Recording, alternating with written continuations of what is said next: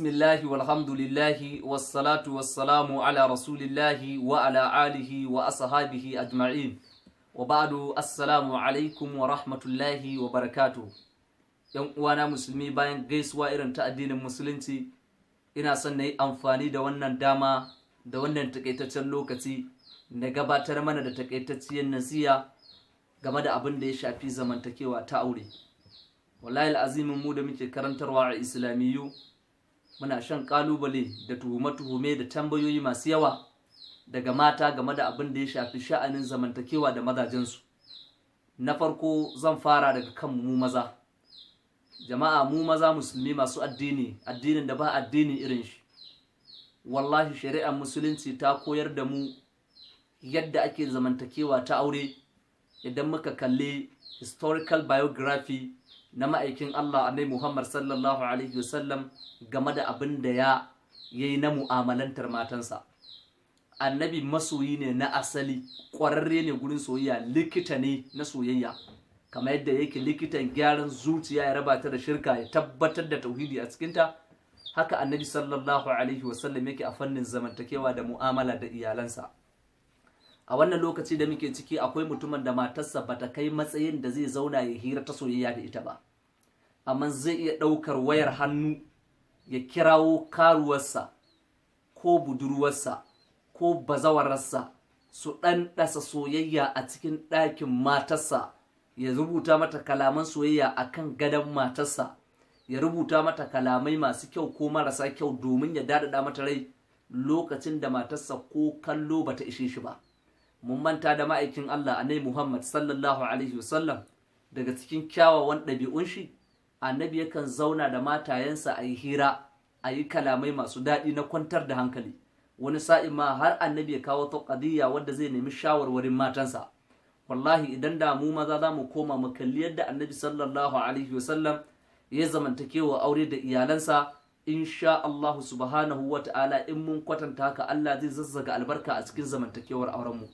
Abin kunya, abin mamaki, lokacin da take budurwa ka je kofar gidansu ka bata lokaci ka sha sanyi, ka sha cizon sauro, a ce maka tana zuwa a gama shanya ka kai kamar zaka bushe, ka yi ta haƙuri ka ɗauko ta, sai lokacin da ta shigo cikin gida, lokacin da ya kamata a tsaya a ɓarje gumin soyayya, a daidai lokacin kuma za a samu tsakanin kai da ita babu kalamai masu daɗi irin wanda Annabi sallallahu alaihi wasallam suke fita daga bakin shi zuwa kunnuwan matayen shi. Wannan kuskure ne da barin shari'a ta musulunci. Na rantse maka da Allah, matarka ita ce wadda ta fi cancanta ka zauna kai kalaman soyayya da ita. Ina rantse maka da Allah, matarka tana da haƙƙi na ta samu sakin fiska daga gare ka. Akwai matar da in magana za ta yi da miji tana jin tsoro, saboda zai tsaya ya yi nishaɗi ya yi walwala a waje, amma idan ya shigo cikin gida yadda ka san dodo haka yake zame matarsa. Na rantse da Allah, wannan yana daga cikin hanyoyin da suke ruguza soyayya tsakanin kai da matarka, su dasa ainihin tubalin ƙiyayyarka a cikin zuciyarta. Sannan galibi maza idan shaidan ya zo ya busa musu ƙahon girman kai, har suna ganin macen ma bata cancanci a cikin an zauna an yi hira da ita ba. Wani abin da ya ɗauki matarsa tamkar wata kuku ce mai aikin girki, ta dafa abinci ta bashi ya ci, da daddare ya sadu da ita, bayan nan ba shi da wata mu'amala tsakanin shi da ita. Da haka mu maza jama'a, kuma ji tsoron Allah maɗaukakin sarki mu gyara waɗannan mu'amalolin. Mu musulmai muna da addini mai ƙaƙƙe, addinin da babu irin shi, addinin da ba abin da bai karantar da mu ba, addinin mu saboda girma irin nashi, saboda yadda Ubangiji ta'ala ya yarda da shi a matsayin addini, hatta yadda za ka yi bayan gida da fitsari sai da addinin mu ya karantar da kai. Saboda haka jama'a, musulunci ya nunar da mu cewar akwai hukunce-hukunce na abin da ya shafi aure wanda shari'a ta kallafa a kanmu, kuma dole sai mun sauke. Ba ka baiwa matarka ka gina mata gida, ka siya mata mota, ka ɗauki abincinta kaɗai shari'a ta ce ba. Kyakkyawar mu'amala mace ta fi son shi sama da a ce ta samu waɗancan babu kyakkyawar mu'amala tsakanin kai da ita. So da dama matan masu kuɗi da shuni ba su suka mora soyayya a cikin gidajen mazajensu ba, saboda mazajensu suna nuna ba su da lokacinsu, mazajensu suna nuna cewar ko yau su ga dama za su auro gomansu idan shari'a ta ba su dama. Wani ya mai da mace tamkar riga, yau idan ya cire wannan gobe ya sanya wannan. Duk yadda ka kai da hidimomin da baka da lokacin da za ka kula da matayenka, hidimarka bata kai kwatan ta manzon Allah sallallahu alaihi wasallam ba, amma duk da haka yakan ware lokaci na iyalansa wanda za a zauna a yi nishadi. Don Allah malam wani, matarka sunayenta guda nawa ne zakaka wanda ka tattala domin ita? Kana jin da yadda ma'aikin Allah ne Muhammad sallallahu alaihi wasallam yake ɗabi'antar matansa, yake sa musu suna zakaka iri-iri. Saboda haka mu ma Allah ya kallafa a gare mu. Akwai mutumin da bai taba kallon matarsa yace ta yi kyau ba, akwai mutumin da bai taba yaban abin girkin matarsa ba, duk lokacin da ta bashi abinci sai ya kushe. Shi ko yana daga cikin ɗabi'ar ma'aikin Allah ne Muhammad sallallahu alaihi wasallam, tun da yake bai taba kushe abinci ba. Idan aka ba annabi abinci in sha'a akhala, in ya so sai ya ci, idan kuma bai so ba tarakahu sai ya bar shi. Amma dai annabi ba zai taba cewa abincin bai ba ko ya ce babu daɗi. Baka taba kallon matarka kace kin hadu ba, baka taba kallon matarka kace hancinki kamar biro ba, baka taba ganin matarka kace in na ganki hawo na haske nake gani ba, baka taba kallon matarka ba kace ni da ina jin yunwa daga ganin ki na koshi ba. Irin wannan halastacciyar kare tsakanin kai da matarka babu yabo. Tsakanin kai da ita sai hantara, sai zagi, sai aibetawa, domin kana takamar kai wani. Ina cewa ka ji tsoron Allah, ka sani irin abin da kai wa yar wasu, haka idan ka ɗauki yarka ka kai wani gidan, ita ma abin da za a yi mata kenan. Na san ba za ka so ka aura wa wani yarka ba ya je ya rinka wulakantar da ita ba, yana tozartar da ita ba, yana zaginta ba. Don haka kai ma ka ji tsoron Allah, kada ka zagi yar wasu, kada ka tozartar da yar wasu, kada ka ci mutuncin yar wasu, sannan kuma kada ka aibata yar wasu. Wallahi azimin, idan kai haka ko shakka babu kai saban Allah kuma ka saba wa shari'a. Barin haka shi kuma zai taimaka maka gurin samun albarka a cikin gidanka da kuma rayuwar iyalanka suna da haƙoƙi masu yawa a kanka. Wata rana ɗaya daga cikin sahabban Annabi Muhammad sallallahu alaihi wasallam ya tambaye manzon Allah, ya ce menene haƙƙin kowace mace akan kowane ɗayan mu? Manzon Allah sallallahu alaihi wasallam yake cewa an tudimuha iza da'imt, idan ka ci abinci ka ciyar da ita, wa taqsuha iza tasait, ka tufatar da ita kai ma idan ka yi tufafi. Annabi a cikin nasiha sahih yake cewa wala taqabbih, kar ka taɓa muzanta ta, ka kalli matar ka ce mata mummuna, wata kucaka, in ba kaddara ma bai zai sa in aure ki. Shari'a bata baka wannan damar ba. A ƙarshe annabi ya ce wala tadribil wajh, kar ka kuskura ka taɓa marinta a fuska ko ka dake ta a fuska. Manzon Allah sallallahu alaihi wasallam duk ya gaya mana irin waɗannan ababan. Ko shakka babu, idan mu maza mun sauke irin waɗannan haƙoƙin da shari'a ta ɗora mana, Allah zai tursasa matayenmu su ma kuma su yi mana abin da shari'a ta kallafa musu. Sannan kuma abin da ya kamata mu sani na gaba, saki a musulunci ba haramin bane, saki sunan shi halas. Amma in an tashi ai wanda shari'a ta yarda da shi, kada ai saki na haramci, kada ai saki na bid'a. Akwai mutumin da zai ce wa matarsa 24 hours ko 4 hours ko 1 hours ko menene dai, kafin in je office in dawo ko kafin in je kasuwa in dawo, kada in same ki a gidan nan.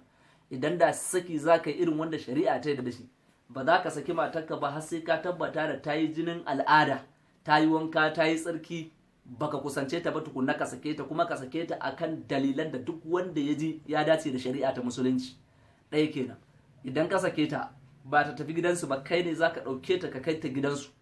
Kamar yadda lokacin da za ka aure ta, kai ka tura motoci da mata 'yan biko suka je suka ɗauko ta a gidan mahaifinta, haka za ka ɗauki mata 'yan uwanka ka tura su mayar da ita gida inda suka ɗauko ta. Kayanta ba cewa za ka zo da a kura su kwashe ba, kai ne za ka zuba a mota, in ka je ka tambaya a wani ɗaki za a zuba. Kamar yadda lokacin da ka je ɗauko kayan, sai da kuka tambaya a wani ɗaki za a ɗauko kayan. Ai saki na shari'a, saki da ya musulunci ya yarda da shi. So da dama idan aka yi rabuwa irin wannan da ta saba wa shari'a, sai ka samu an kulla gaba tsakanin danginka da danginta, an kulla gaba tsakanin kai da ita. ƴaƴayenku, kai kana dasa musu bakar aƙida ta kin uwarsu, ita ma tana dasa musu bakar aƙida na kinka, sakamakon tana ganin baka yi mata adalci ba lokacin da ka sake ta. Yan uwa musulmi, ku rike ƴaƴan wasu da kirki, ku rike ƴaƴan wasu riko na amana. Insha Allah mu ma Allah zai bamu wanda za su rike mana ƴaƴan mu riko na amana. Amma duk wanda ya kuskure ya saba wa shari'a, ya san zuciyarsa game da abin da ya shafi aure, ko shakka babu, wallahi tallahi shi din ma Allah zai jarabce shi da abin da bai taba tunani ba. Akwai ɗa namijin da bai taba ɗaukar naira 10,000 ya ba matarsa sadaka ba, alhalin ya fi karfin naira miliyan 10. Akwai ɗa namijin da bai taba ɗaukar naira 100 ya ba matarsa sadaka ba, alhalin yana da abin da ya fi naira 100,000.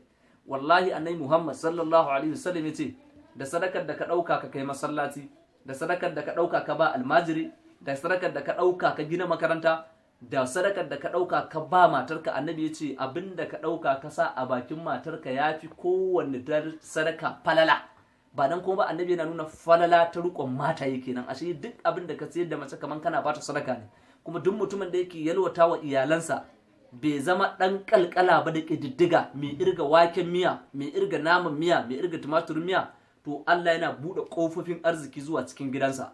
Gwargwadon yadda kake tallafa wa iyalanka kake yalwata musu, gwargwadon yadda ubangiji ta'ala zai ƙara bude ma kofofi na albarka da nasara. Mu ma za mu ji tsoron Allah mu rike mataye amana. Idan muka rike mataye amana, insha Allah subhanahu wata'ala Allah zai taimake mai sa albarka a cikin al'amuranmu, sannan mu ma Allah zai sa a rike mana namu riko na amana, sannan ranar gobe kiyama za mu tashi muna da lada mai yawa. Idan matanka ba ɗaya bane, biyu ne, uku ne, hudu ne, ka ji tsoron Allah kai musu adalci, kada ka fifita wata akan wata. Domin manzon Allah sallallahu alaihi wasallam ke cewa duk wanda yake da matan ta wuce ɗaya sai ya karkata wurin wata sama da wata, zai tashi ranar alkiyama wa shuqquhu ma'ilun. Manzon Allah sallallahu alaihi wasallam ke cewa sashin jikinsa yana shanye. Haka idan Allah ya baka yaya da yawa, kar ka fifita wasu ka bar wasu. Annabi Muhammad sallallahu alaihi wasallam ke cewa ittaqullaha fi auladukum, ku ji tsoron Allah game da ƴaƴayenku, ku kyautata musu, ku yi musu adalci, kada ku farraka su, kada ku nuna na wasu sun fi wasu, kada ka nuna na wancan ɗakin sun fi na wannan aurenka, ko da ɗakin su ɗaya, uwar su ɗaya, uban su ɗaya, shari'a bata yadda ka fifita wani akan wani ba, domin haka yana dasa wutar gaba tsakaninsu. Sannan ku kuma mata ku ji tsoron Allah, kuma na zo kanku, ku buɗe kunnuwanku da kyau ku ji